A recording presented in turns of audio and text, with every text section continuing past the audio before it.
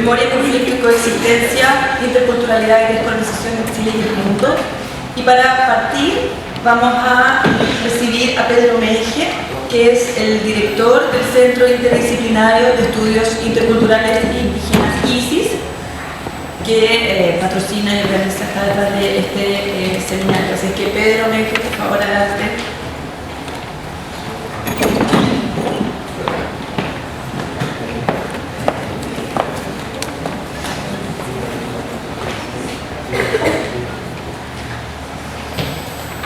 Muy buenos días a todos, muy agradecido por su presencia, estimados académicos, investigadores, estudiantes y amigos, muchas gracias por estar acá. Como director del Centro de Estudios Interculturales e Indígenas, para mí un agrado poder dirigirme a ustedes en la inauguración del seminario que hoy nos convoca: Memoria, conflicto y coexistencia, interculturalidad y descolonización en América Latina y en el mundo. Tema absolutamente contingente y pertinente. Nuestro centro tiene como objetivo desarrollar investigaciones científicas de excelencia en el campo de las ciencias sociales y disciplinas asociadas, y particularmente impulsar estudios de alto nivel acerca de la problemática de las relaciones interculturales, en una perspectiva fundamentalmente interdisciplinaria orientada al diálogo y al respeto por la diversidad cultural. Esto implica, entre otras cosas, atreverse a innovar en las metodologías de análisis, comprendiendo el fenómeno de las relaciones interculturales desde perspectivas frescas que aporten conocimiento en torno a este fenómeno, como es, por supuesto, el objetivo de este seminario que hoy nos convoca. Así bien, una de nuestras líneas de acción se aboca al ámbito de la subjetividad y el conflicto. Aquí se aborda el devenir de la subjetividad indígena y no indígena en contextos interculturales para analizar las prácticas cotidianas, los procesos socioculturales y eventos específicos en los que estas subjetividades relacionadas coexisten, se tensan y entran eventualmente en conflicto. Este tipo de investigación es urgente en un país que se caracteriza por los prejuicios socioeconómicos, étnicos y raciales, una realidad de discriminación que no es considerada por los responsables políticos, muy eventualmente solamente, y que ha sido estudiada suficientemente por la academia de nuestro país. Es en este contexto en el cual se celebra actualmente el seminario que nos convoca y que nos reunirá durante 3 jornadas a partir de hoy. Proponemos generar una reflexión y una discusión acerca de la forma en que la memoria y el olvido se articulan en los conflictos y subjetividades contemporáneas.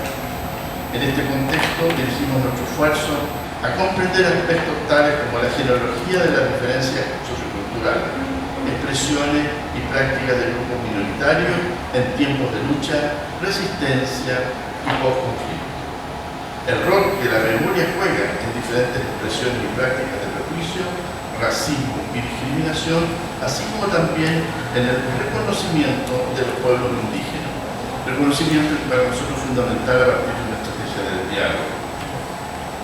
Y en las relaciones interculturales, entre otras posibles miradas a las relaciones entre memoria, conflicto y coexistencia.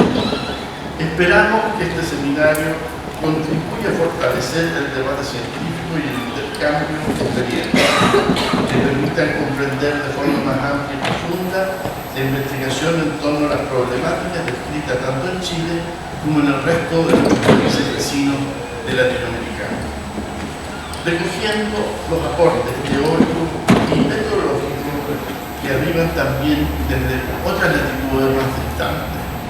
Bueno, bienvenido, muchas gracias por su presencia y que sea un seminario provechoso y exitoso. Gracias.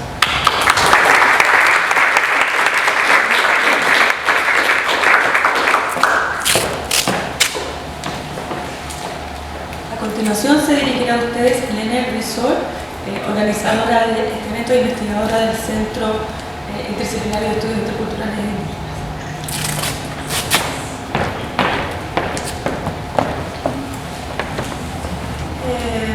Buenos días, un gusto verlos, sobre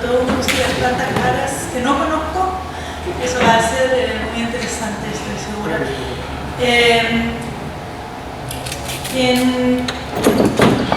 conjunto con los coorganizadores de este seminario, la profesora Murray y el profesor Andrés Aigues, queríamos decir un par de palabras aquí. Más que nada, lo que queríamos hacer es contarles nuestras razones para realizar un seminario con esta temática y explicarles también por qué hemos optado por una estructura que contiene diferentes formatos de expresión. Es decir, vamos desde lo académico, pasando por mesas redondas con debate y hasta también algunas expresiones artísticas. Este seminario surge de estas conversaciones que hemos tenido un grupo de investigadores, sobre todo antropólogos y psicólogos, en el Centro de Estudios Interculturales Indígenas, sobre el rol de la memoria entre la gente con quienes nosotros realizamos nuestras investigaciones, pero también sobre todo nuestras propias formulaciones en nuestras escrituras y en las ciencias sociales y más ampliamente hablando. Y a partir de estas conversaciones, en la convocatoria abierta, le hemos pedido a los panelistas analizar y discutir cómo la memoria y el olvido se articulan. Y con particular interés en la conflictividad, también hemos hecho un llamado a presentar análisis acerca de cómo diferencias socioculturales, y con ello, como acaba de decir también nuestro director, también las desigualdades son establecidas y reafirmadas mediante violencia directa, estructural y simbólica, y las maneras en que estas violencias son memorizadas o no en el mundo contemporáneo. Hemos hecho este llamado porque queremos, como Centro ISIS, poner énfasis en la relación entre memoria y coexistencia en sociedades marcadas por la conflictividad y también en contextos que podemos denominar como multiculturales y postcoloniales. Nos preguntamos por el rol que juega la memoria en esas diferentes expresiones, sobre todo en contexto de prejuicio, de racismo, de discriminación, y también en el reconocimiento de pueblos indígenas y en las relaciones interculturales. En ese sentido, lo que nos convocamos hoy día, o lo que nos interesa hoy día, es la manera en que el pasado, o el pasado entre comillas, se rearticula en relaciones cotidianas y también en conflictos territoriales y en definiciones de derechos y acciones políticas, tanto por parte del Estado como de otros actores sociales, y preguntándonos por la relación entre memoria, subjetividad e identidad colectiva. Hemos hecho múltiples preguntas en nuestro llamado. ¿Acaso existe algo así como la memoria del pueblo? ¿Existe la memoria del Estado? ¿Cómo se relacionan minorías diferentes? ¿O memorias diferentes e inclusive contradictorias en el presente? ¿Qué significa superar el pasado? ¿Qué rol juega la materialidad y los lugares de conmemoración en la posibilidad de coexistencia entre adversarios, víctimas y victimarios? ¿De qué forma los intentos oficiales y cotidianos por generar relaciones interculturales moldean nuestra memoria e impactan los conflictos contemporáneos? ¿Cuáles son los lenguajes, cuáles son los formatos de la memoria? Si bien estos 3 días vamos a escuchar presentaciones que tratan de contextos muy diversos, menciono entre otros India, Sudáfrica, Egipto, Irlanda, Perú y Ecuador, hay que considerar que estamos realizando este seminario aquí hoy en día en Santiago y en Chile específicamente. La mayoría de las presentaciones, la mesa redonda y las presentaciones artísticas, por lo menos algunas de ellas, se sitúan sus reflexiones desde este territorio, en su pasado y en su presente, con los pueblos que habitan aquí y las diferencias sociales, económicas y políticas que aquí coexisten.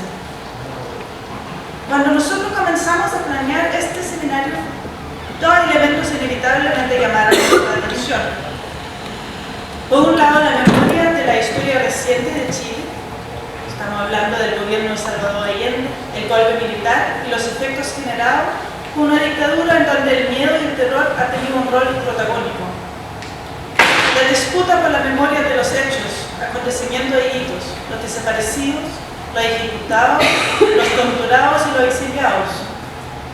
La memoria de los tabús que corren en nuestra sociedad y también en la intimidad de las relaciones familiares, entre amigos e intergeneracionalmente entre abuelos, padres, madres, hijas e hijos, quienes compartimos historias y memorias parciales. Sería imposible pararse aquí hoy día sin tener en memoria o estas memorias en mente.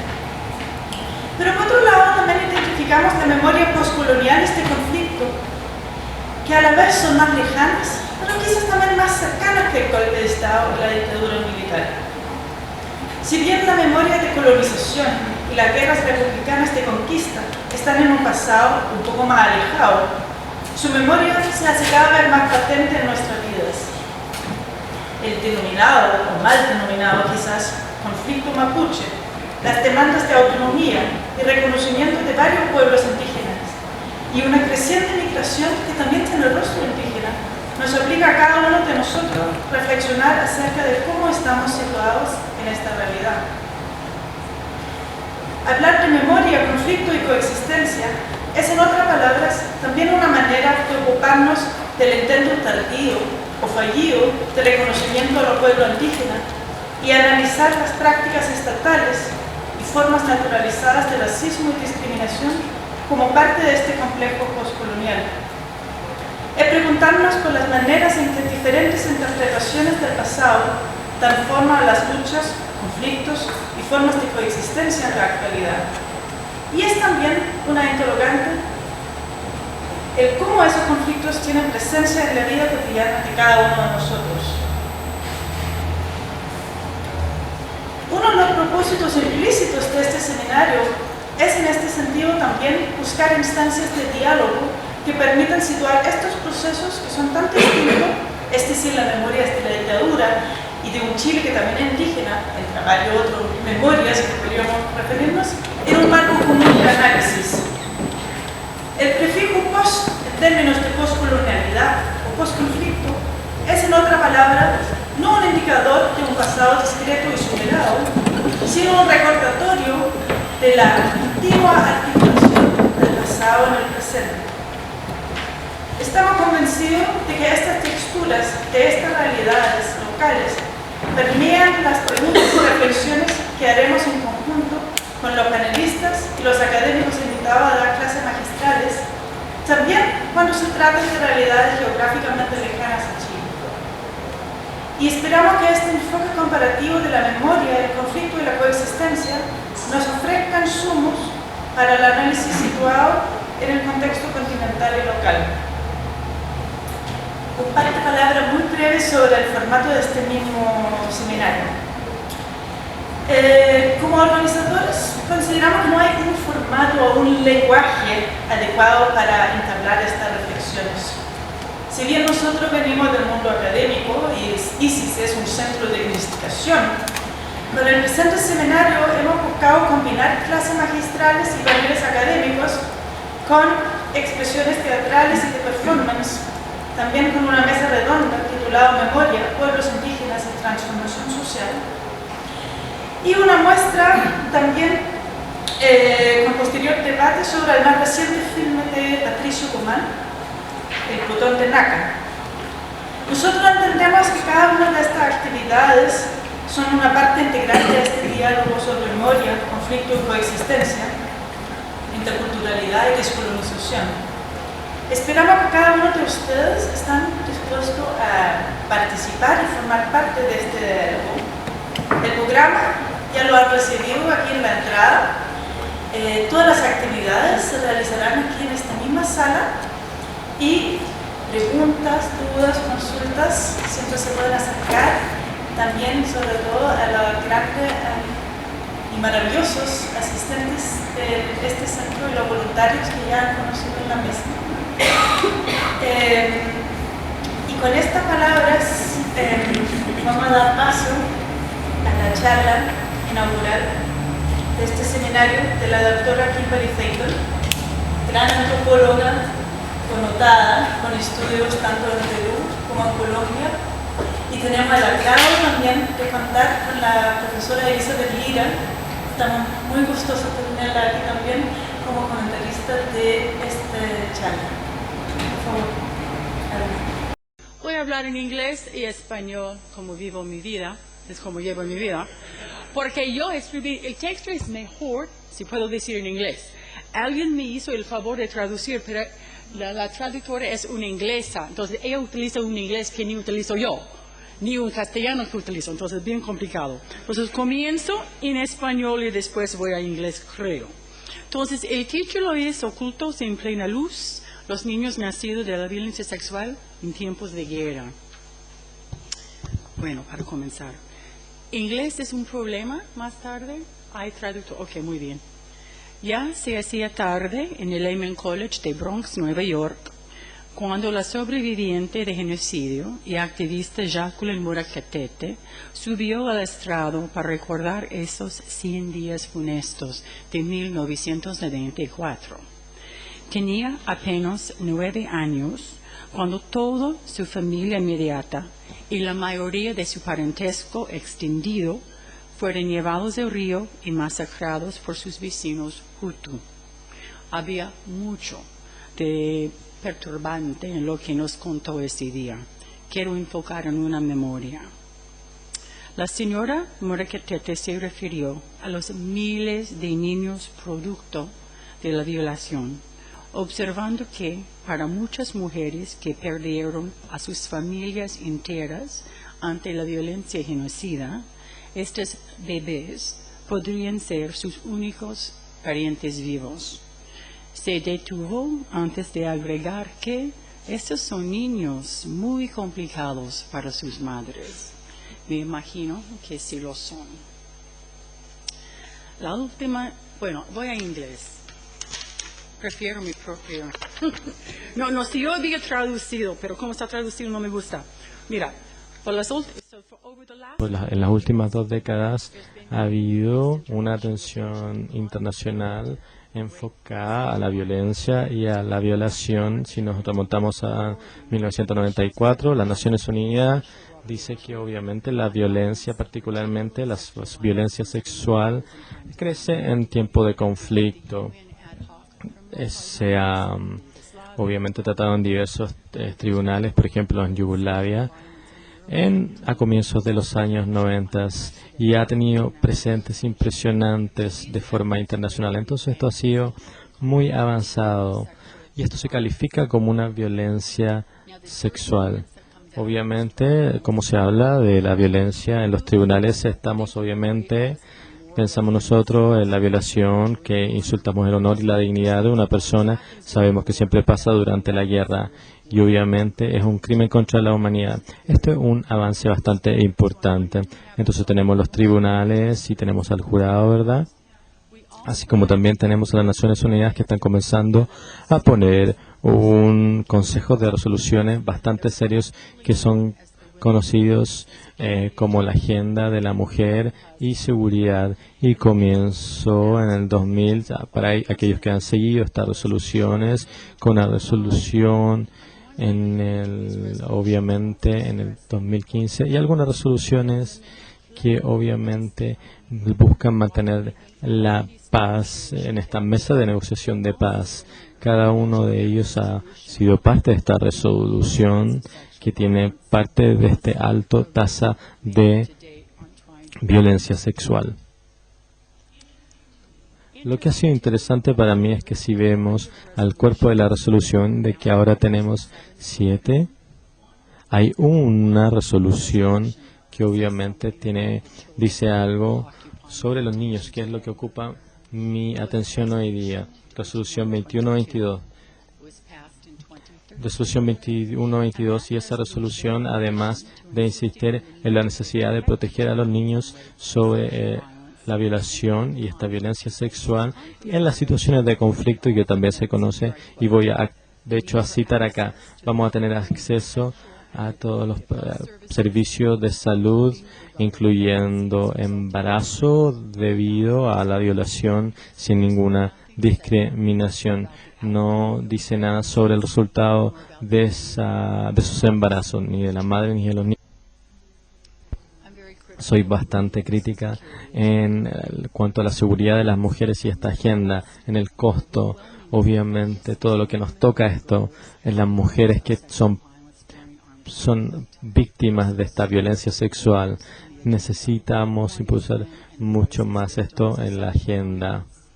No solamente perpetradores, sino que no se ha dicho sobre los hombres, ni tampoco los niños que son parte de que son víctimas de esta violencia.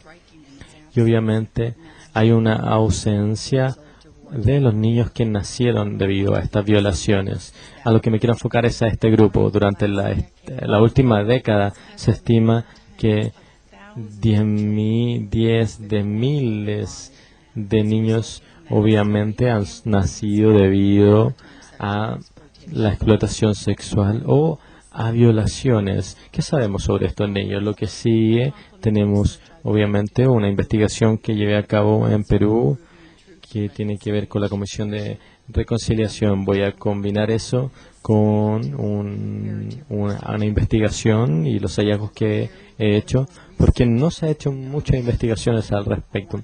Quiero explorar 4 temas al respecto. Entonces voy a comenzar por decirles cómo probamos este TRC incrementando el foco de género, las investigaciones y su reporte final, influenciado por los feministas para, obviamente, intrínsecamente impulsar estos programas de violencia sexual. Pensamos que la primera persona que, obviamente, que se viola, entendemos como una mujer en un periodo de guerra. Nosotros analizamos la diferencia entre violación y violencia sexual y nos trae a una completa división de lo que, obviamente, en la tropa hay algunas atrocidades y obviamente hay un gran silencio también.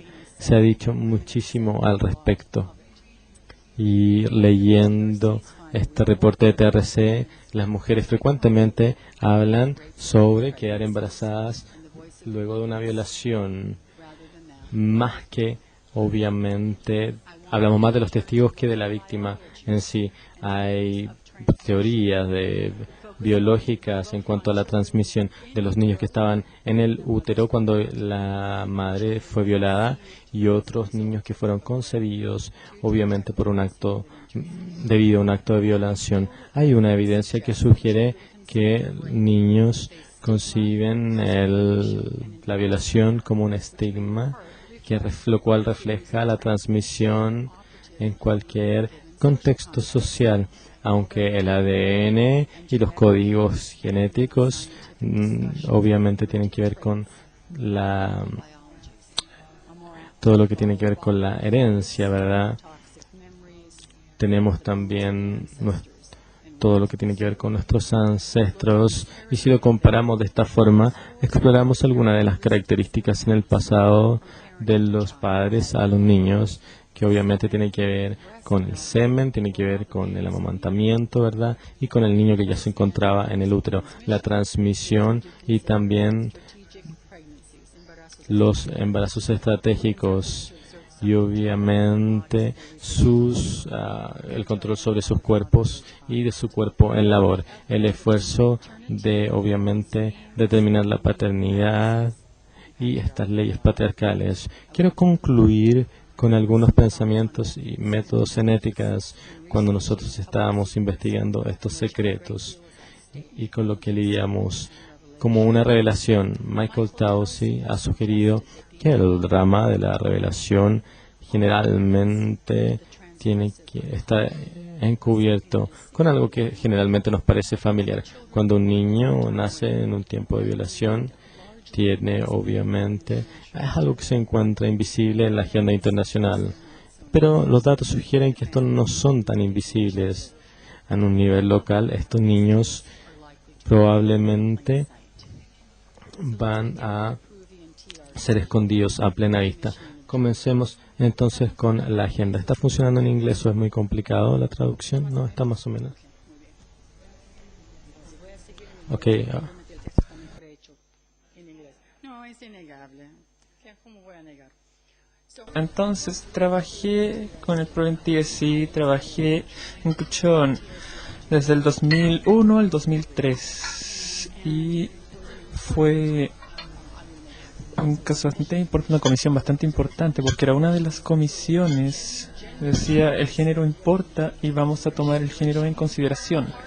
Parte de lo que yo quiero es pensar también quién entendía como que tenía género, por qué el género se entendía como algo que importa y cómo fluctúa a través del trabajo de la Comisión de la Verdad y ciertamente influye en el informe final.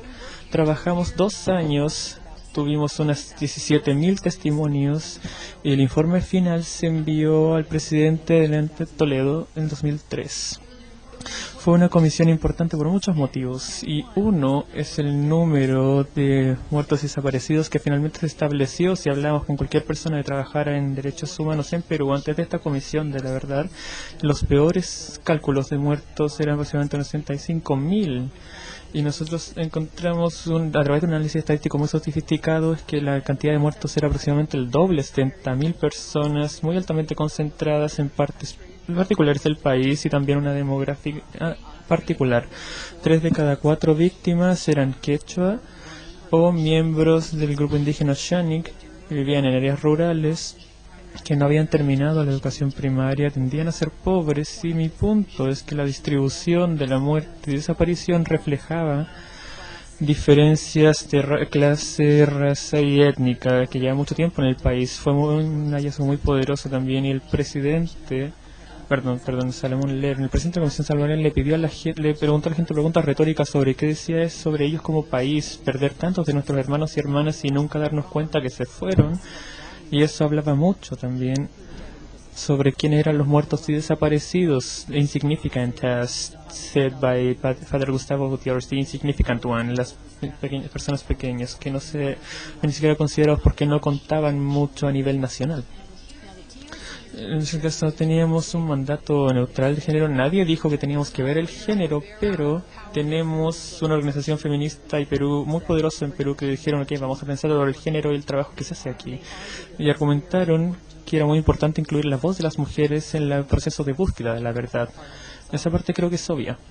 Espero que para este punto lo sea. Pero querían hacer algo, una verdad más inclusiva y también debe tener la jurisprudencia que habíamos mencionado ante los tribunales, también la violencia sexual, que realmente estamos ingresando ya a una etapa internacional de otra forma a principios del año 2000.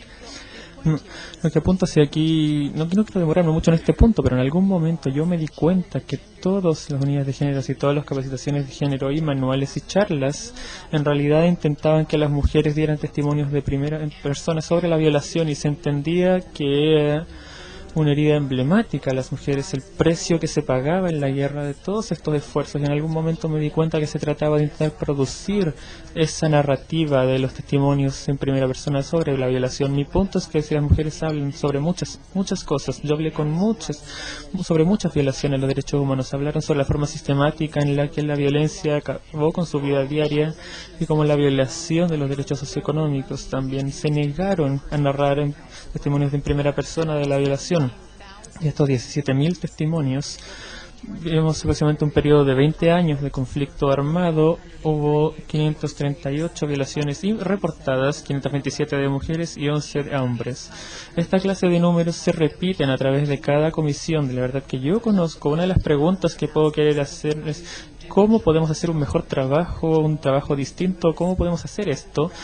Más que poner la carga narrativa de la violencia sexual en las mujeres, podemos quizás ponernos más creativos en las formas en que nosotros hacemos esto, porque siempre las mujeres y los hombres se niegan a entregar testimonios en primera persona sobre violencia sexual, incluso cuando ellos entienden que hacerlo puede tener un beneficio económico para los programas de reparaciones. Había un elemento coercivo de obligar a la gente, por decirlo, a producir historias vergonzosas y estigmatizantes sobre sí mismo. Deberíamos intentar averiguar mejor cómo hacer esto. Es parte de mi problema con esta obsesión con los testimonios en primera persona de violación. Si bien las mujeres se negaron en su gran mayoría a entregar estas historias, sí hablaron mucho sobre el legado colectivo de la violencia sexual. Entonces, cuando empecé sobre los niños que nacían como violación, el resultado de la violación volví a ese informe final. Y el volumen 6, capítulo llamado Sexual Violence Against Women. Obviamente hay un problema con el título mismo, ¿no es cierto? Es como si solamente las mujeres sufren violencia sexual. Como digo, ¿quién tiene género y no tiene género según esta óptica? Pero bueno, esta es otra lectura y otra conversación, ¿no? Entonces, en ese capítulo sobre la violencia sexual contra las mujeres había 37 referencias a las niñas y mujeres embarazadas como resultado de violación en tiempos de guerra o relaciones sexuales coercitivas. 37 referencias. Estas en su mayoría son informes de terceros y las mujeres que hablaban y se referían a este fenómeno de los embarazos no deseados en plural. Salían embarazadas, resultaron embarazadas.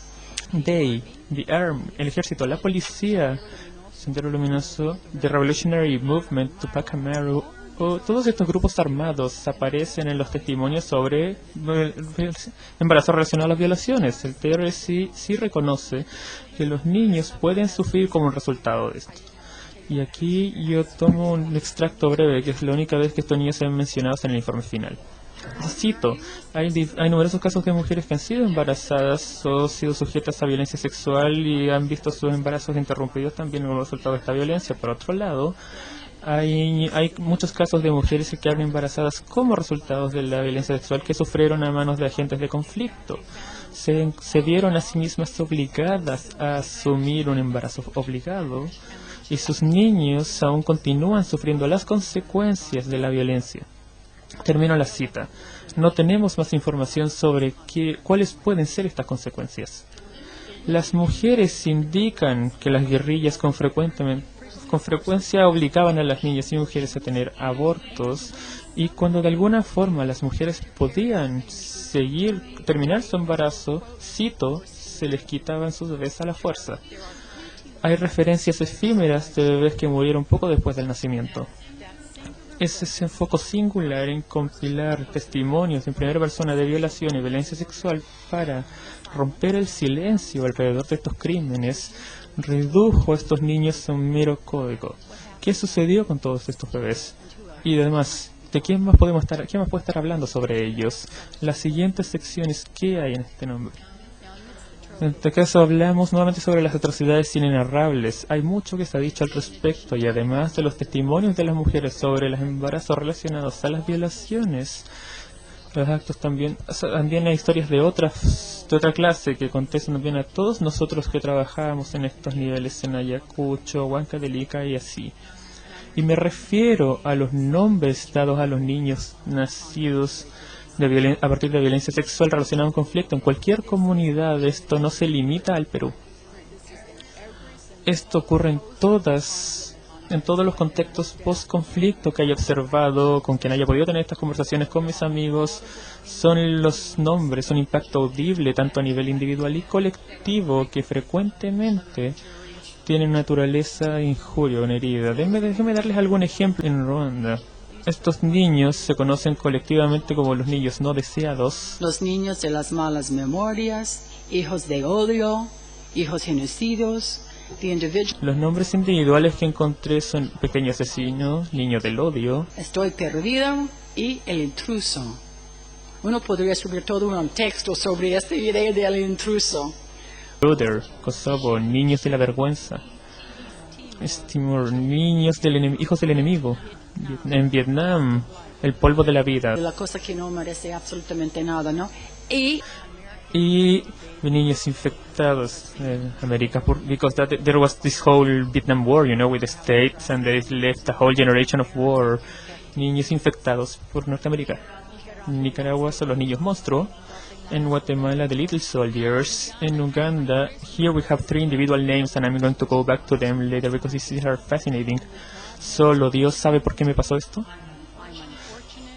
Soy desafortunado. Todo salió muy mal. El impacto psicológico de esos nombres, imagínate. Colombia, paraquitos, little paramilitaries. Hay comunidades donde la gente dice, ay, por allá son puros paraquitos. Everybody over there, those little kids are little paramilitaries. En Perú, entre otros nombres, I have heard los regalos de los soldados, hijo de nadie, fulano y chatarra. Hay variaciones lingüísticas o culturales, pero no explican este fenómeno tan expuestas. Como antropólogos nos encanta que por allá tienen esta práctica de nombrar, y por allá... No, esa es una cosa que se ve en todos los contextos post-conflictos. No es solamente variación lingüística, no es por allá lo hacen así, no, ese es casi universal. No todos los nombres, no todos los niños y niñas tienen esos nombres, pero el fenómeno es universal, generalizable. And that's why comparative ethnic... Y por eso es que si comparamos los datos etnográficos es tan importante, porque esto nos permite ver patrones en lo que a primera vista parece un caso aislado. Muchas veces a través de las regiones estos nombres revelan la conjuntura de un parentesco doloroso y un conocimiento venenoso. Estas prácticas de nombres se ven muy contradictorias con el secreto y el silencio que se asume que rodean a la violación y la violencia sexual. Por ejemplo, en su trabajo con las sobrevivientes de violación en Ruanda, Vaney y Clever, cito, que por vergüenza muchas mujeres que han sido violadas quieren ocultar su trauma y cómo fue concebido su niño. Termino la cita. Ocultación. Ese es el leitmotiv de la literatura y se entiende generalmente como una forma de evitar el estigma, tanto para la madre y su hijo. En Perú, algunas mujeres intentan abortar, intentan sacar de su cuerpo los fetos que no quieren tener. Otras van con curanderos que usan diversas técnicas abortivas para hacer limpiezas. Y la palabra limpieza es bien interesante, es una forma de hablar en una manera velada, ¿no es cierto? Porque hay muchas limpiezas por todas clases de enfermedades, ¿no? Uno va por limpieza porque tiene la gripe, porque se siente mal a la cabeza, ¿qué cosa? Limpieza es de tiene varios significados, es muy común para varias enfermedades, so here this is useful ambiguity, porque las mujeres buscaban limpiezas muy literales. Una idea era limpiarse a sí mismas. Se quejaron de sentirse sucios después de la violación, pero también para limpiar el útero de embarazos no deseados, por lo que estas limpiezas también era un aborto en realidad. Otras mujeres usaban el infanticidio. Había una práctica constante de dejar morir a los bebés no deseados. Quizás porque habían nacido con un defecto congénito o eran el producto de una violación. Y la idea es que las criaturas no sufren cuando se mueren, no tienen todavía sus almas, uno puede dejarles dormir. Y dejarles simplemente entregarse a la muerte. Además, es necesario considerar las preocupaciones de las mujeres sobre la transmisión de los yaquis. Memorias tóxicas, susto que todos ustedes saben muy bien qué es. De la madre al hijo, ya sea del útero o a través de la leche de la mujer que está con dolor y sufrimiento. Hay una tremenda preocupación que me expresaron las mujeres una y otra vez sobre el daño que sus propios cuerpos traumatizados y dolorosos podían hacerle a sus hijos. ¿Cómo un bebé nacido de tanto sufrimiento podría ser normal? Muchas mujeres estaban seguras que no podrían, así que dejaban morir estos bebés, reflejando el derecho de salvarlos, de impedirles estos recuerdos dolorosos y ahorrar los recuerdos dolorosos de sus madres. Pero tenemos también este complicado rango de prácticas ocultas. Estos nombres, a pesar de todo, marcan a los niños y revelan sus violentos orígenes. Brooke y Bornhart notan en su estudio de las prácticas de nombres, ya que otros usualmente nos ponen un nombre. El acto de nombrar tiene el potencial de implicar una relación, hasta qué punto se vuelven insertadas y finalmente actúan en una matriz social. Las vidas de cada uno se juntan a través de nuestros nombres en la historia de la vida de otros. El nombrar es una práctica verbal, es audible, es interpersonal. Las prácticas de nombres son una forma de expresar y quizás proyectar del espacio privado al público y también diferenciarnos de otros. Entonces este enredo es lo que a mí me interesa. Cada mujer que alguna vez haya hablado conmigo o alguno de mis asistentes de investigación sobre la violación siempre dice: nunca he dicho a nadie, nada sabe. Nunca le he dicho a nadie, nadie lo sabe, pero si abortas en cualquiera de estas prácticas, en cualquier contexto, el hecho que nunca le dijiste a nadie no significa que nadie más lo sabe. Hay una gran diferencia entre el hecho que tú no le dijiste a nadie y el hecho que todos los demás simplemente... Todo el mundo sabe muy bien todos los secretos de los demás, secretos a voces, por supuesto. Pero por un momento imaginemos que algunas mujeres sí tuvieron éxito, pudieron ocultar su embarazo. y ocultaron esta violencia y sus legados, a pesar de que en algún punto las mujeres sí dan a luz este secreto. Y en este proceso de emerger de quién y qué es lo que está haciéndose público, quién y qué se está nombrando. Entonces, en las comunidades de habla quechua, los nombres son simplemente etiquetas para las personas. Trabajo con quechua hablantes en las alturas, ¿no es cierto? En Perú hay una gran población y también esa población que sufrió más los golpes de la violencia. Entonces, en las comunidades de habla quechua, los nombres no son simplemente etiquetas para las personas, sino que están inscritos en el pragmatismo social, son una forma de expresar y hacer, y también tener una jerarquía social y referirse a las personas con alguna clase de nombre relacionado al parentesco, para que las personas constantemente recuerden en su vida diaria respecto a los nombres que usan en qué parte tú estás dentro de esta red de parentesco. Pero los apodos son interesantes, porque los apodos normalmente tienen que ver con alguna característica que se entiende que es inherente de la persona. Entonces ya no es simplemente cómo encajas en una matriz de parentesco, sino que los apodos pensemos cómo funcionan. En español, por ejemplo, en inglés o en cualquier otro idioma, normalmente se ve algún aspecto de la persona que se cree que es inherente a la persona, por lo que los apodos son una calidad de la persona que se está nombrando. A lo largo de los años he conocido a varios niños que nacieron como resultado de la violación. Quiero mencionar un niño cuya madre había sido repartida entre los soldados que estuvieron en su comunidad por unos 15 años, y primero noté que era muy extraño, llamaba mucho la atención. El niño nunca se acercaba al grupo de niños que estaban en mi cuarto, aproximadamente de las 5 de la mañana a las 12. Tenía un cuarto divertido que había creado donde jugábamos con los niños. Además, no había castigos corporales. Entonces, este cuarto me hacía sentir... era yo la favorita de los niños. Entonces, decía, ¿quiénes son estos niños con los que nadie juega? Porque ¿quiénes son los niños que siempre están allá? No están muy involucrados en la vida con los demás, más o menos rechazados. Y puede ser porque son niños desagradables, pero también puede ser porque hay una historia detrás de quiénes son y quiénes son sus padres. Entonces yo estuve en este lugar un muy largo tiempo y encontré uno de estos pequeños que nunca se acercaba. Y le pregunté a la mujer que estaba al lado mío, ¿y quién es ese niño? ¿Quién es ese pequeñito? Y ella dijo, ese es Chiqui. Y mi cara de haber expresado mi sorpresa, porque ella me susurró, bueno, su mamá es una de esas mujeres, ¿no? ¿Cuándo la base está baja? No, Chiqui es un nombre muy doloroso para un niño, que a su vez era un niño muy doloroso para su madre. Chiqui es un mal presagio en quechua. Y el uso diario se refiere a una advertencia de algo muy malo que está a punto de ocurrir y que debiera evitarse.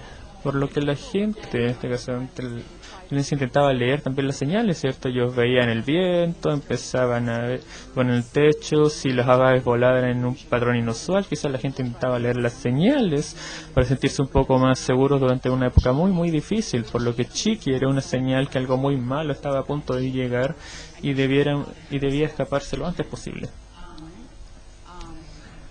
Creo que este chico, teniendo ese nombre, bueno, es algo que debemos considerar. No puede ser una advertencia porque llegó muy tarde respecto a este peligro particular, pero su solo ser extiende los recuerdos de su madre tanto al pasado y al futuro. Chiqui, este niño, es un recuerdo viviente de los peligros que sobrevivió su madre, y un recuerdo que nada bueno puede venir. Can't my comfort is bad omen. El concepto del estigma frecuentemente se aplica a estos niños. Es realmente todo lo que podemos decir sobre estos nombres. El estigma parece ser una explicación muy básica para un fenómeno tan complejo, y también nos indica un repertorio más amplio de posibles significados y motivaciones. La evidencia, en este caso, no permite afirmaciones totalizadoras, pero estos nombres tienen que tener algo que ver con la memoria y la memorialización, y con las teorías respecto a qué se pasa del padre al hijo. Por lo tanto, mi insistencia sobre quién y qué es lo que se nombra, se hace público y por qué. Hay un artículo fascinante sobre los niños que nacen de mujeres jóvenes que han sido secuestradas y obligadas a casarse. El fenómeno, ya sea por el ejército de resistencia en Uganda, ¿recuerdan? That was Connie's group, you know. Yanis Apio es la autora, y ella brevemente discute las prácticas de nombramiento, por lo que ella tiene una muestra de aproximadamente 69 niños, y en esa muestra ella encontró que 49 de los niños tenían nombres vejativos. Los otros habían sido nombrados ya sea por su padre o por el personal médico, cuando sus madres estaban en el programa de reintegración para excombatientes, por lo que esos 49 de 69 niños se puede asumir que son las madres quienes le pusieron su nombre, y los nombres son todos muy interesantes, porque representan el sufrimiento de las madres. Como dice ella, estos nombres compilan todas las malas experiencias de las madres, las reúnen todas en un nombre, y le dan vida y una naturaleza al bebé.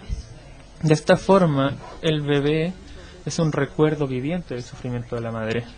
Lo que es interesante para mí es que los trabajadores sociales, Some Other World Organization, Other Humanitarian Organization, intentaban que las mujeres cambiaran el nombre de los niños, intentaban alentarlas, decirles que desafortunado, hoy, ahora vamos bien.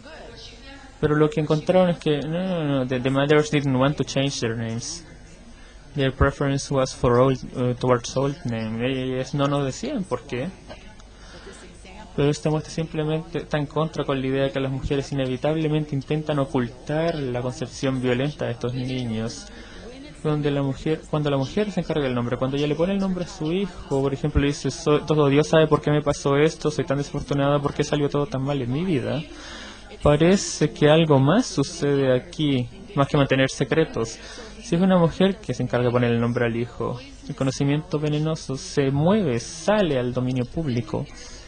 Y parece ser menos sobre la vergüenza que sobre dar una afirmación a otros del conocimiento venenoso, quizás exigir el reconocimiento. ¿Por qué las madres están rompiendo este silencio particular con los nombres que insisten en ponerle a sus hijos?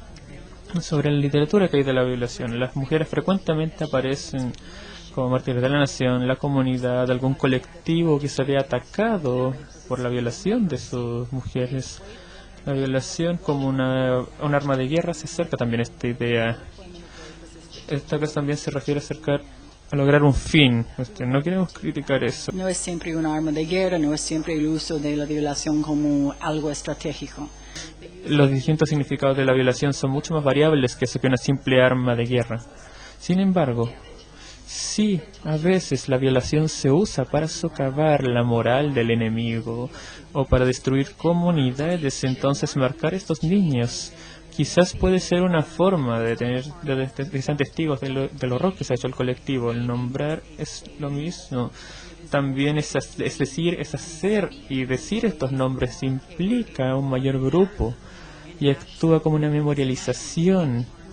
Por ejemplo, esto también incluye el rechazo de las mujeres a aceptar la vergüenza y el estigma, ya sea el costo, incluso pagando el bienestar de su hijo como precio. Yo encontré en mi trabajo que las mujeres suelen ser muy disruptoras de la historia comunitaria, que suelen ser sido elaboradas por los líderes de la comunidad o los hombres, y en mi experiencia en la mayoría de comunidades o vivir en comunidades es que ellas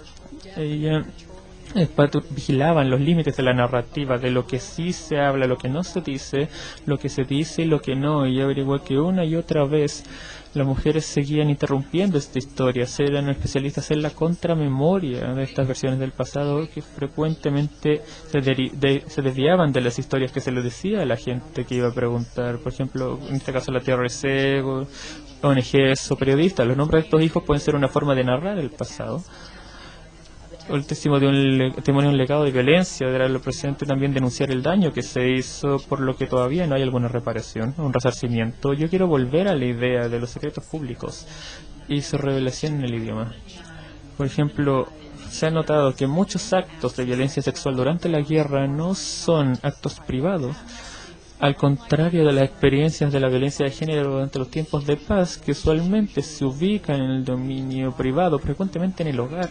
Durante la guerra, la violencia sexual suele ser muy pública. En el Perú, las mujeres eran violadas frente a sus familias y sus comunidades. A veces estaban cerca de las bases, se les mantenía cerca de las bases militares y volvían con el vuelo cortado como marca de las violaciones masivas que habían sobrevivido. Estas violaciones frecuentemente ocurrían con la complicidad de las autoridades locales, que eran todos hombres, son los vecinos también, y eso es mejoría, podemos decir, sí, I know, that's the plane, yeah. It's like that. El avión, por ejemplo, ahí acaba de aterrizar, ok. En Perú, como decía, lo importante aquí es que con frecuencia las violaciones ocurrían con la complicidad de las autoridades locales o los vecinos que hacían la vista gorda a los gritos, por ejemplo, que escuchaban al lado. Y una de las cosas que ha salido muy lentamente durante el tiempo es que había una contraparte comunitaria, intercambio por la seguridad que proporcionaban los soldados. Entonces, cuando llegaban los soldados, ellos entregaban seguridad, ¿cierto?, contra las guerrillas, pero ellos querían una contraparte comunal que consistía en comida, aguas y mujeres también. Bueno, significa mujeres en quechua. Y lo que averiguamos es que lo que había que hacer para entregar esta contraparte comunitaria a las Fuerzas Armadas era darles mujeres. Y por lo tanto las autoridades de la comunidad le indicaban a los oficiales militares qué casas estaban ocupadas por madres solteras y viudas, y estas casas eran las primeras que eran el objetivo de los soldados cuando bajaban de las bases en la noche. They were the bait of sword, cuando empezaban a buscar esta carnada. Entonces, ¿quién y qué es lo que se está nombrando y qué es lo que se hace público? Si los nombres pueden implicar a otros en actos de memorialización, también pueden implicar a otros en actos de traición.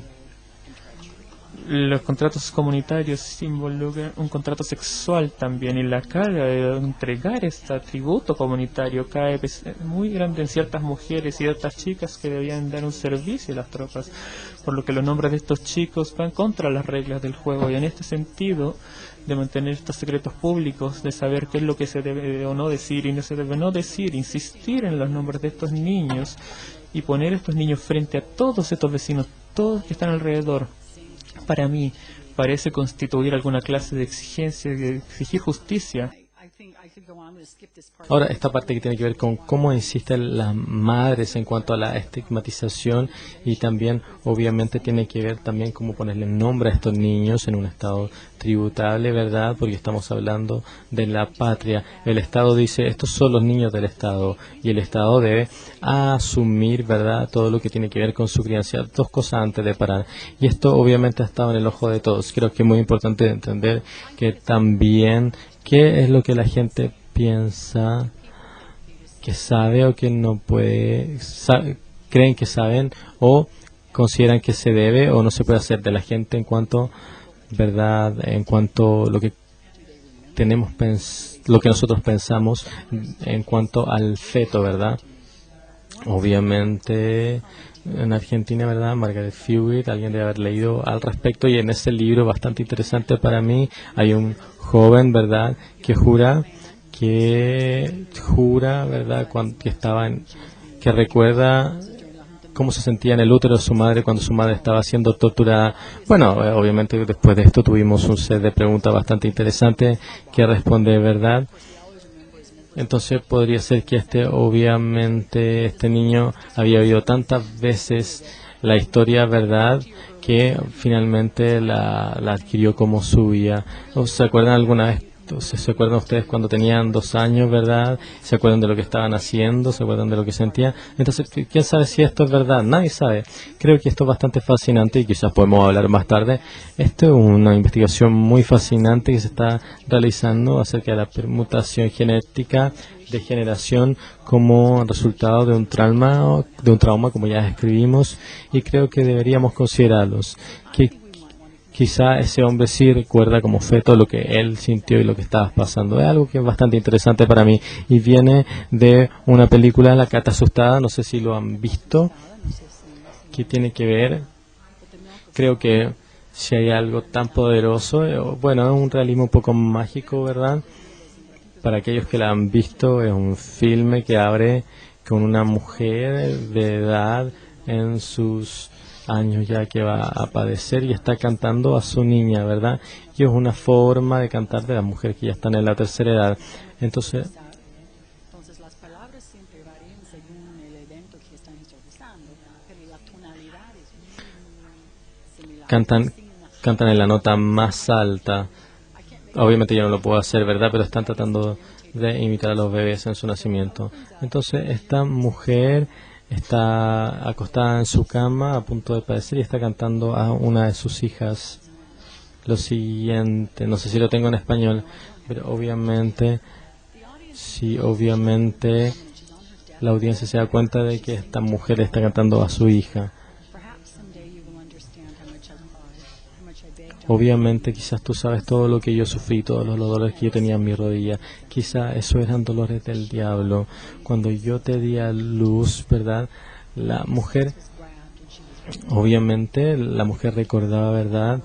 Que recordaba la forma en que fue violada, ¿verdad? Cómo recordaba ese pene en su mano y cómo no quería que esa niña naciera, ¿verdad? Creo que es muy importante que entendamos cómo las mujeres, ¿verdad?, cómo concebían, cuál era la idea que tenían sobre los fetos que se encontraban en sus úteros después de un abuso sexual y de una violación.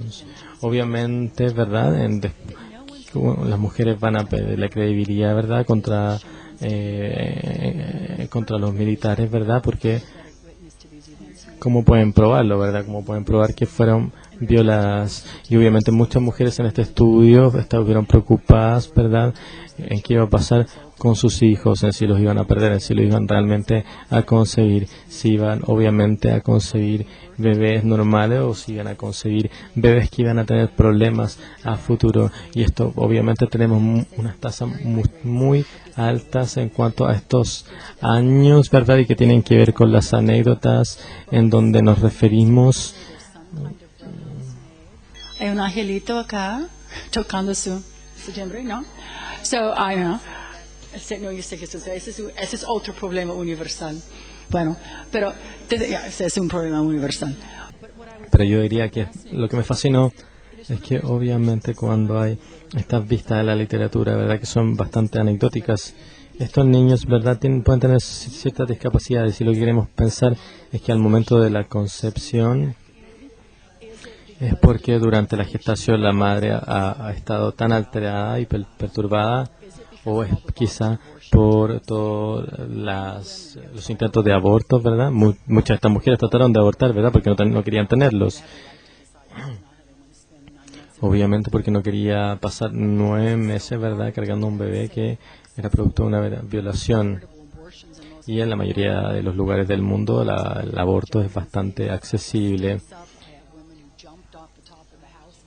Y obviamente hay algunas mujeres también que intentan una especie de salto, ¿verdad?, desde una altura considerable para que el bebé se aborte de forma natural. Bueno, algunas preguntas que les quiero hacer en este artículo que yo definitivamente, del que estábamos hablando antes, ¿verdad?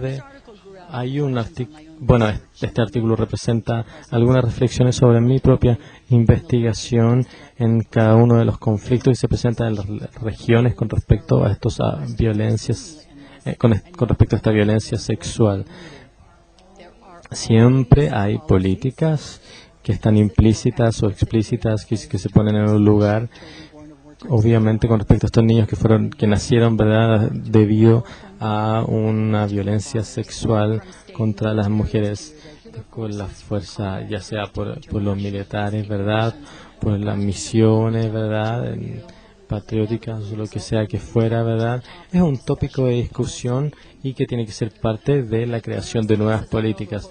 El caso es que acá sabíamos que habían dos. ¿Qué vamos a hacer con todos los niños que nacieron en Polonia, con los niños animales, ¿verdad?, alemanes, que nacieron en los periodos de guerra? ¿Qué voy a hacer con respecto a esto? ¿Me voy a quedar callado? ¿Los voy a matar? ¿Los voy a reconocer como ciudadanos? Hay una investigación bastante fascinante hecha en Alemania que se llama Remasculinizar al padre, ¿verdad?, en Alemania, que está siendo parte de un proceso de ingeniería bastante grande. Obviamente que está tomando a todos estos niños, ¿verdad? Están tomando a todos estos soldados, ¿verdad?, a todos estos niños, ¿verdad?, y los está educando, ¿verdad?, para que no les está quitando la culpa a las mujeres y a los niños, ¿verdad?, para que puedan crecer bajo una vida lo más normal posible. Entonces y alejarlo de los peligros locales, ¿verdad? Por ejemplo, en las comunidades colombiana, ¿verdad? Asamblea General con las madres de familia diciendo, mira, todas las mamás with your daughters, make sure they're on some kind of family planning because we're not responsible for any of the babies that are born here. Siempre hay una política pública implícita o explícita frente a esos niños. Simplemente que no sabemos realmente qué son porque no se está estudiando. Voy a concluir, entonces creo que queremos saber mucho más. Honestamente, ¿qué es eso? Bueno, ¿de quién es? Hablando de vergüenza y estigma, bueno, de otra naturaleza, bueno, más tecnológica. Lo que queremos, algunas de las preguntas quieren hacer. ¿Cuándo son amados estos niños? ¿Cuándo se les considera una bendición de Dios, sin importar qué? Después de tanta muerte, por fin hay un bebé. Hay casos de esa naturaleza también que son una bendición, no importa cómo estaban concebidos. Cuando son aceptados, cuando... ¿Pueden heredar? ¿Pueden insertarse en una línea familiar y heredar? Es quizás por eso que todos los odian. Hay muchas cosas que preguntar. Parte de lo que yo quiero empezar a entender fue la complejidad de eso. ¿Por qué no lo hemos estudiado? Y esto también que quiero... Elizabeth también que me ayuda a pensar mucho más. El evaluar a estos niños.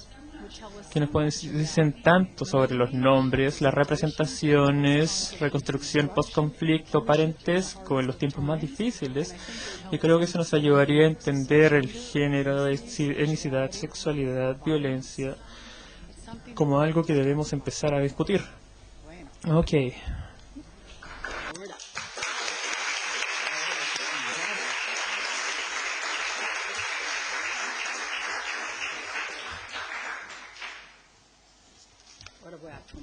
Bien, voy a tratar de hacer unos comentarios breves en honor de la hora.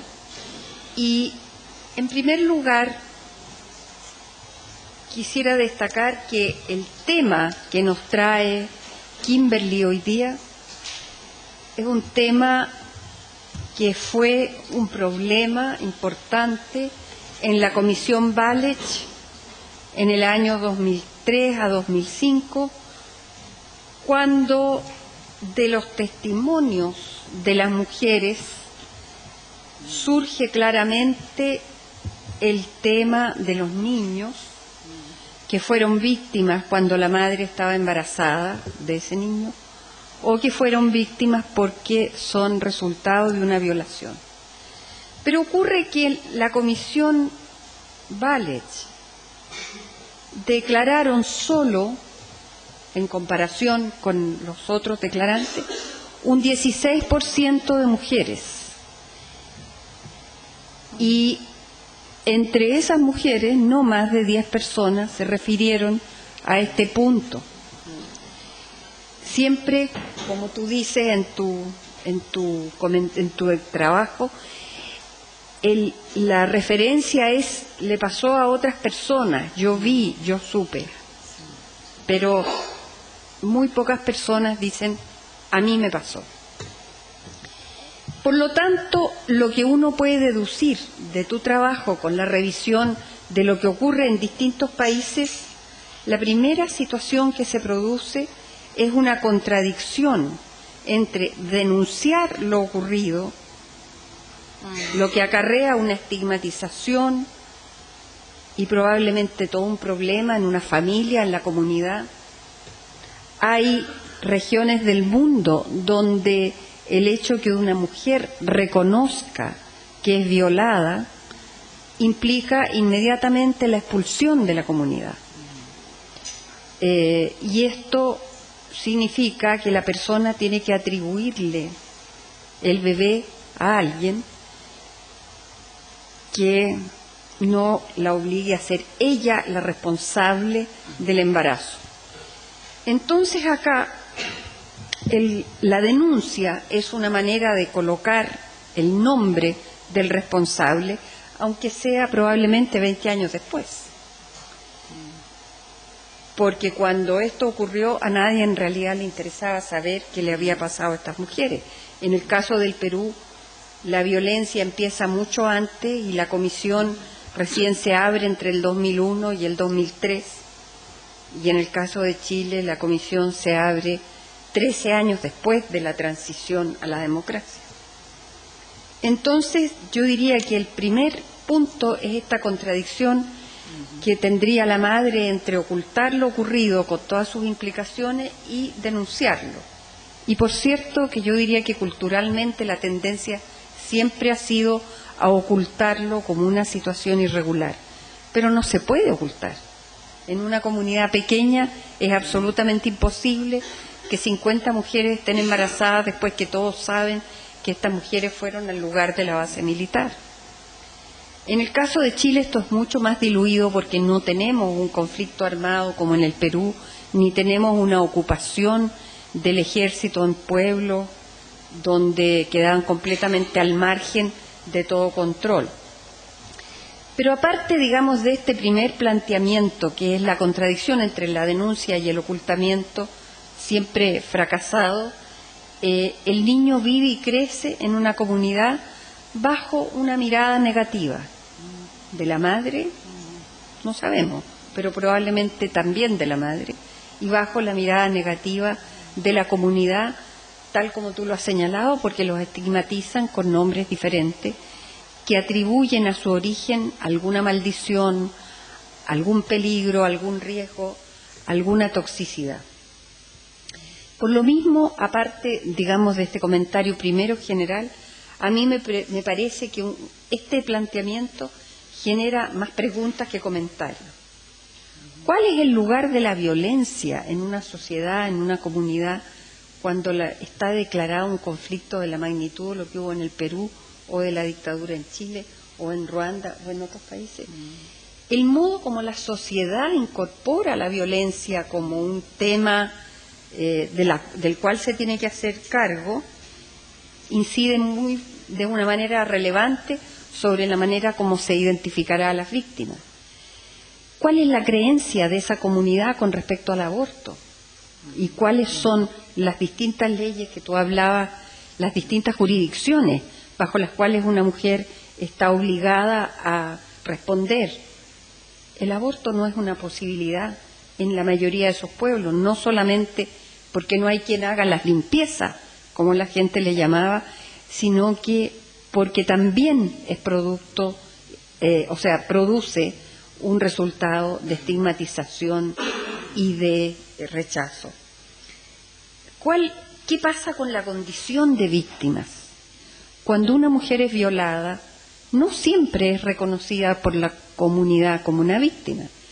Habitualmente en una sociedad patriarcal, la mujer es responsable de lo que le ocurre, porque andaba vestida de tal manera, porque andaba en un lugar inadecuado y, como dices tú en tu exposición, porque los soldados estaban defendiendo la patria, entonces realmente este era un servicio necesario. Ahora, cuando llega el momento de hacer las cuentas con el pasado, como lo han elegido muchos países de hacer las comisiones de la verdad, en el caso de Chile nosotros teníamos organismos de derechos humanos que habían reconocido a las víctimas previamente, las habían documentado, las habían defendido, las habían denunciado. Nunca aparecen los niños. Los niños aparecen como víctimas indirectas. Muchas veces aparecen, y esto está en muchos escritos sobre la transmisión del daño, como si los niños fueran segunda generación. Y se habla de que los niños son segunda generación. Y yo me pregunto, estos niños de los cuales Kimberly nos ha hablado, no son segunda generación. Ellos son las víctimas. Las madres que estaban embarazadas, que tenían los niños en su vientre, esos niños también son víctimas. A una madre que se le producen descargas eléctricas, golpes, que es violada, ¿es solo la madre la víctima? Todo depende de las biologías locales, como tú decías, pero también de las creencias psicológicas que nosotros tenemos, que yo llamaría, para seguir tu título, las psicologías locales. O sea, ¿quién es la víctima? ¿De qué es responsable la víctima? Y esa mujer, por lo tanto, aparece ella como la víctima, pero el niño aparece como un ser que secundariamente es afectado, como segunda generación. Y yo creo que este trabajo, como otros, muestran que los niños, para estos efectos, son primera generación. Y que en realidad hay un daño sistémico, que es la familia, el grupo más extenso de la familia, y la comunidad en la cual este niño, que es producto de una violación, tiene un estigma. En primer lugar, en la mayoría de los países es ilegítimo. Y en condiciones de guerra, por cierto que es ilegítimo. Pero en el caso, digamos, de la mayoría de los países latinoamericanos, esta ilegitimidad implica un cierto estigma por el hecho que sea un guacho, un niño que no tiene padre, pero cuando es hijo de los victimarios, la situación se transforma en algo mucho peor, no solo para la madre que es víctima, no solo para el niño que es víctima, sino para la comunidad en que crece. Entonces, hay todo un trabajo contradictorio con respecto a cómo la persona, la madre, trata de vivir lo vivido, y entonces va desde la negación al intento de darle algún sentido, pero esto depende muy fuertemente de la manera como su propia familia y su propia comunidad elabore y procese lo vivido. Sería muy distinto si una mujer es vivida y acogida como víctima por su propia familia, que la trata de proteger y cuidar y que se hace cargo de ese niño, a que si la mujer es estigmatizada, excluida y en el fondo acusada casi como alguien que está trayendo permanentemente a la comunidad la memoria de ese pasado oprobioso. Y ese niño es una memoria viviente de ese pasado oprobioso. Entonces me parece a mí que la diferencia en el modo como se vive el proceso en cada lugar y del modo como las mujeres asumen la situación que les ha ocurrido es lo que le da un destino distinto probablemente a estos niños. Cuando tú mencionabas, pero después no lo desarrollas más, ¿qué pasa con las mujeres en Ruanda en que embarazadas ese niño es su único familiar? Entonces el trato probablemente es otro, tanto de la comunidad como de la propia mujer.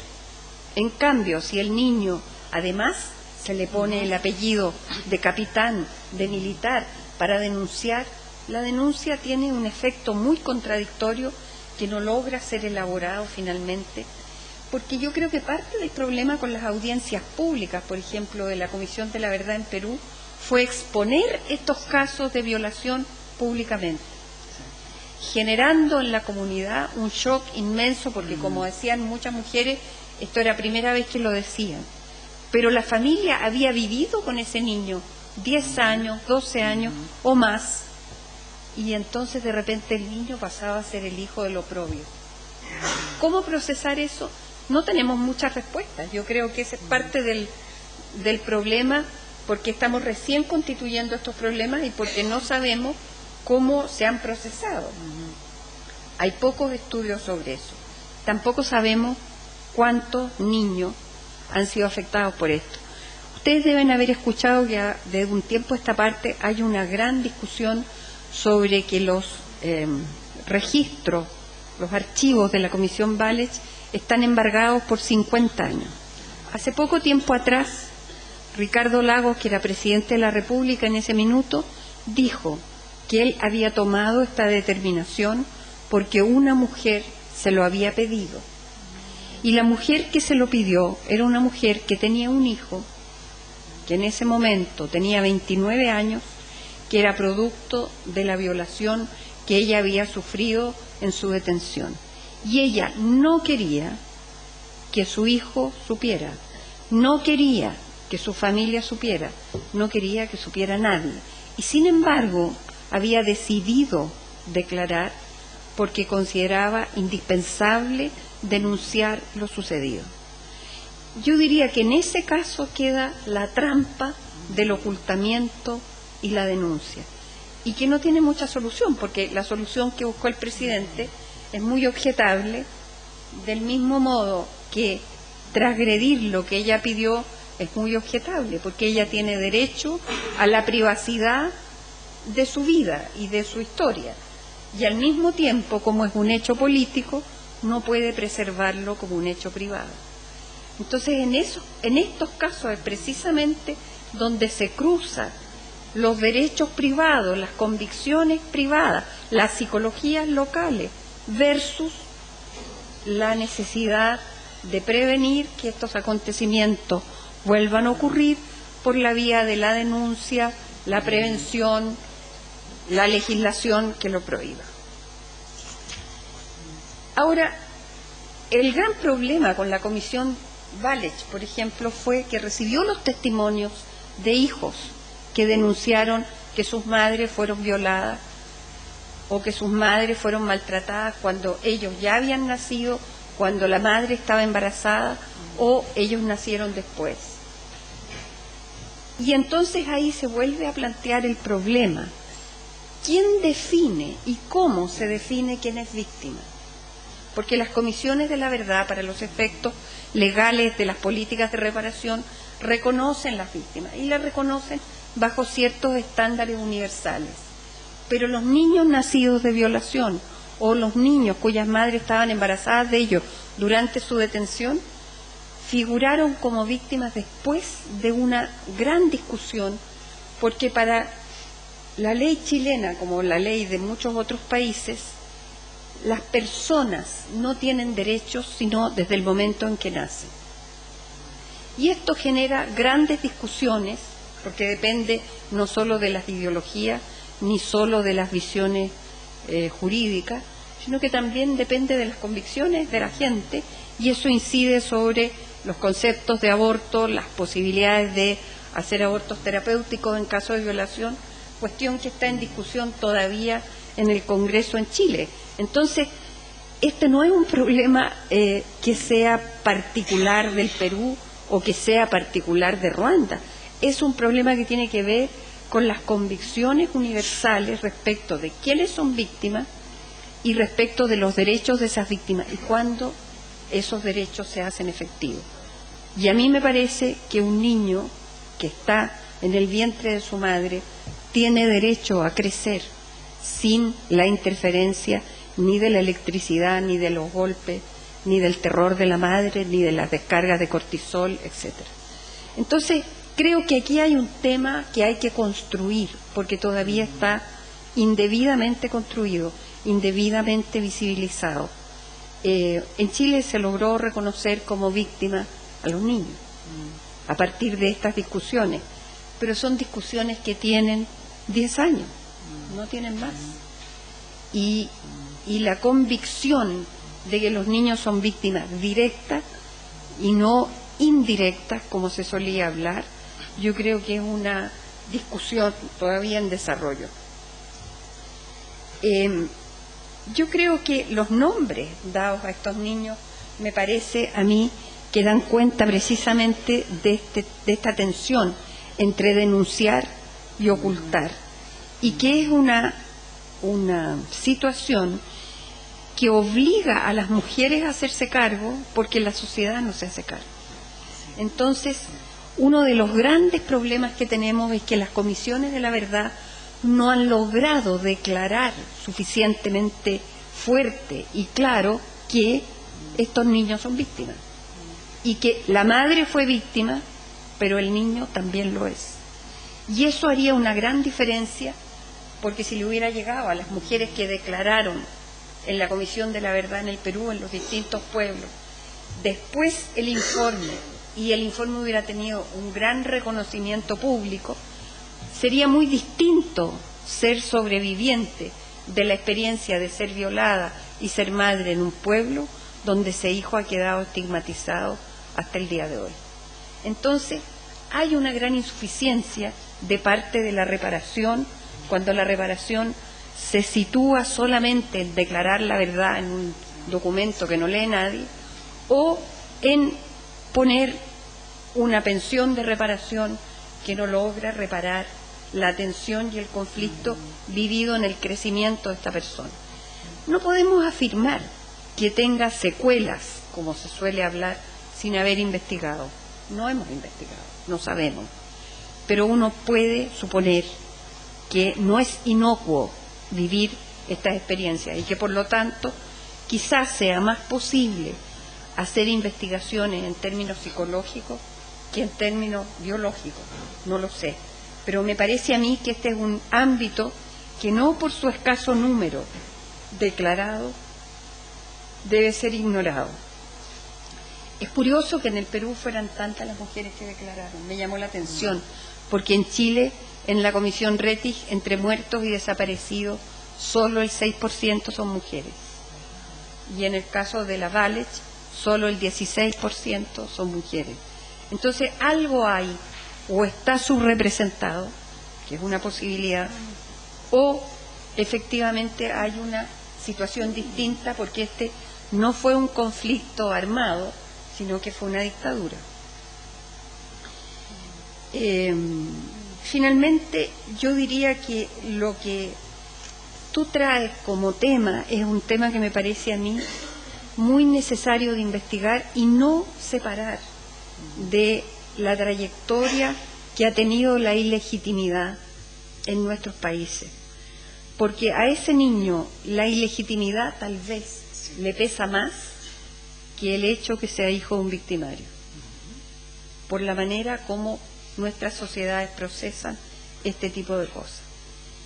Y finalmente yo diría que mayor investigación, más claridad sobre estos procesos puede permitir redefiniciones también a nivel de Naciones Unidas.